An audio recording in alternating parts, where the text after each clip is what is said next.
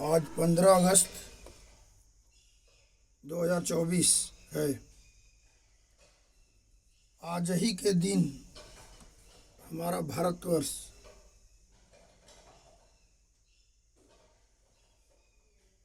स्वतंत्र हुआ था गुलामी से। तो उसी तरह स्वतंत्रता है, ये स्वतंत्रता दिवस मनाना चाहिए जिस तरह से मनुष्य अपना जन्मदिन मनाते हैं कि गर्भ में पलते हैं, फिर उसके बाद बाहर आते हैं। जब तक गर्भ में है तो उनका दिन नहीं, जिस दिन धरती पे आते हैं प्रकृति में, उसी दिन से उनका जन्म। तो इसी तरह जो किसी का गुलाम है, जैसे जो भी बच्चे पलते हैं, माता पिता ईश्वर अंश परमात्मा अंश आत्मा के ऋणी होते हैं। यदि तीनों का मिलन न हो तो बच्चे की संरचना नहीं होती। पिंड की गर्भ में पलते हैं, फिर 9 महीने के बाद कोई कोई किसी कारणवश पहले भी आ जाते हैं प्रकृति में, तो उसी दिन से उनका जन्मदिन मनाया जाता है। तो इसी तरह हमारा देश गुलाम था और 15 अगस्त के दिन ही स्वतंत्र हुआ था। पूर्ण आज़ादी 26 जनवरी को मिला था। तो आज 15 अगस्त 2024 है। तो देश स्वतंत्रता के पहले सबसे मेन पहले प्रकृति है। प्रकृति है तभी संसार है। संसार के अंदर छोटे छोटे देश है, उस देश के अंदर समाज है, उस समाज के अंदर पूर्वज है, फिर उन पूर्वजों का वर्तमान का वंशज है, वहाँ जीवात्मा है।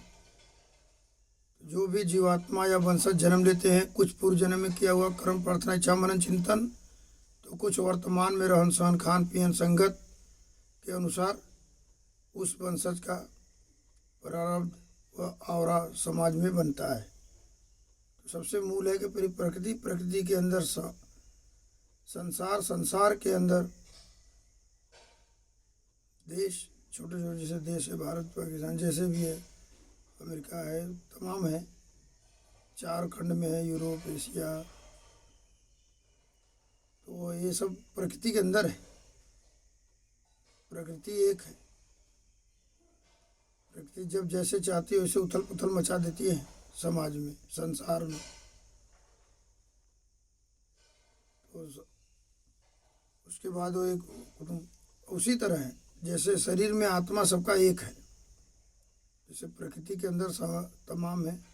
उस आत्मा के अधीन जीवात्मा एवं मनुष्य अनेक प्रकार के कर्म से उनका प्रारब्ध सांसारिक व सन्यासी का बनता है। वो स्वयं करते हैं, हर घटना के लिए स्वयं का शरीर जिम्मेदार होता है। तो आज सभी देशवासियों को बधाई स्वतंत्रता दिवस की। स्वतंत्रता दिवस इस तरह मनाया जाता है जैसे जन्मदिन की खुशियाँ मनाई जाती है। तो आज के ही दिन हमारा देश पूर्ण रूप से तो स्वतंत्रता मिली थी, तभी आज हम ऐसे जी रहे हैं। नहीं किसी के यदि गुलाम रहते तो उसके अधीन जीना होता। उसी तरह से जिस तरह से गुलाब के फूल के अंदर निर्जीव चीज में भी गुलाब का गंध आ जाता है। तो जो प्रारब्ध आवरा बनता है, पूजनी, निंदनी, देव, दानव, तमोगुण, रजोगुण, सतोगुण प्रधान, स्वयं के उनके कर्म, प्रार्थना, इच्छा, मनन, चिंतन से, कुछ मजबूरी में, कुछ शौकियन, कुछ दिखाने के लिए किए हुए कार्य के अनुसार ही बनता है। तो इसमें है कि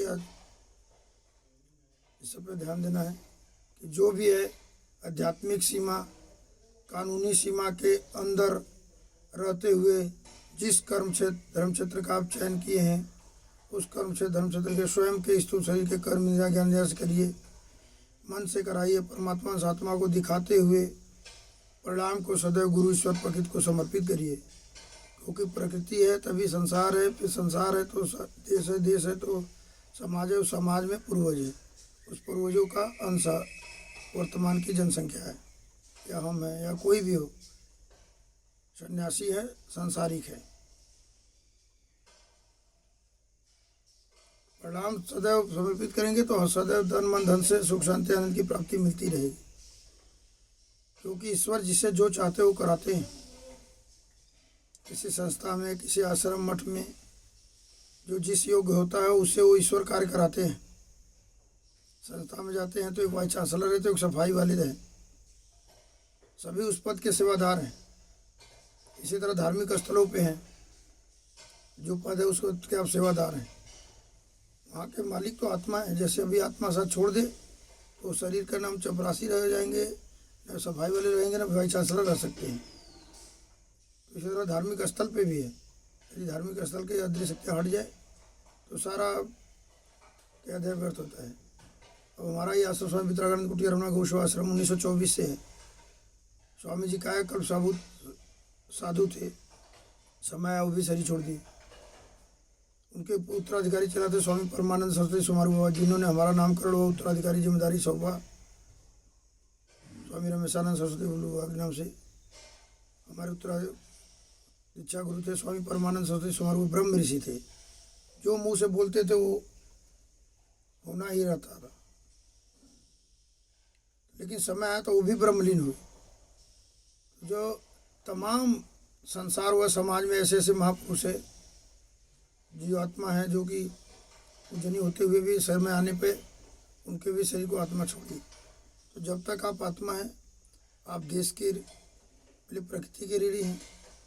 गुरु के ज्ञान देने वाले गुरु होते हैं।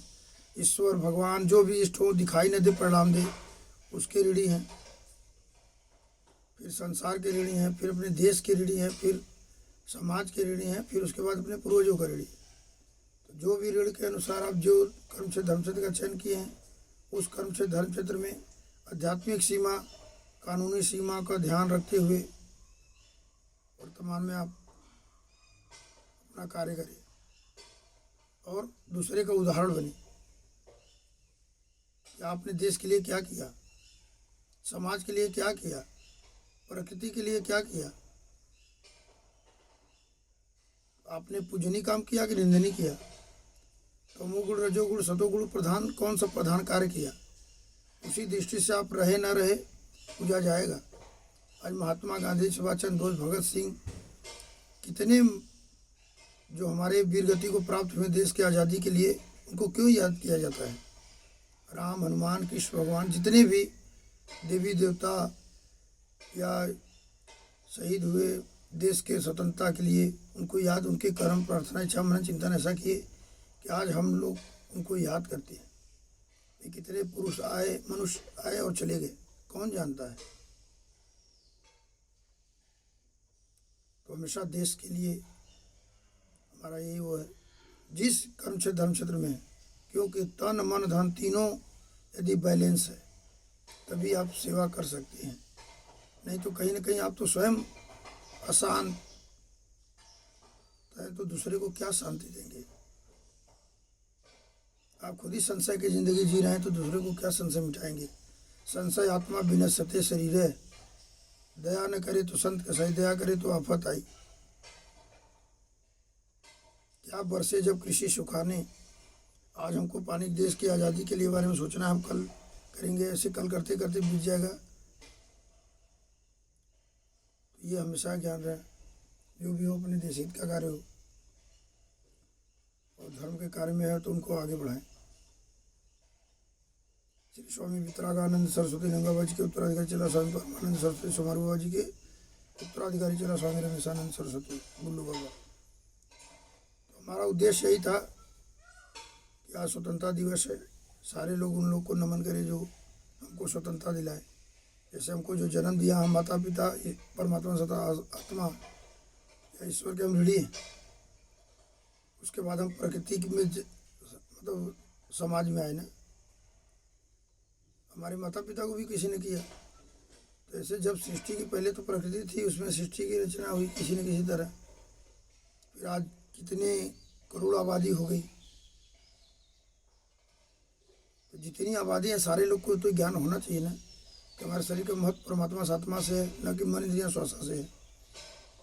हर श्वास पे आप जो भी इष्ट देवता को मानते हो उनको हर श्वास पे जपिए। कर्म को कर्म इंद्रिया ज्ञान इंद्रियास करिए, मन से कराइए कार्य को। ये नहीं कि कार्य को छोड़ करके इष्ट गुरु को जपे।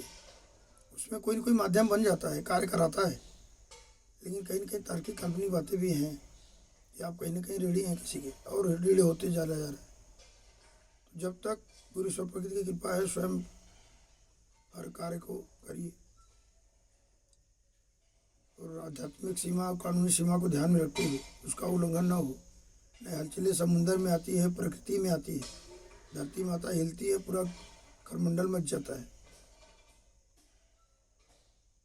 तो मनुष्य के अंदर भी इसी तरह खलबली आती है और वो तबाही भी मचा सकती है, पूजनीय भी हो सकती है, निंदनीय भी हो सकती है, तमोगुण रजोगुण सतोगुण प्रधान भी हो सकती है।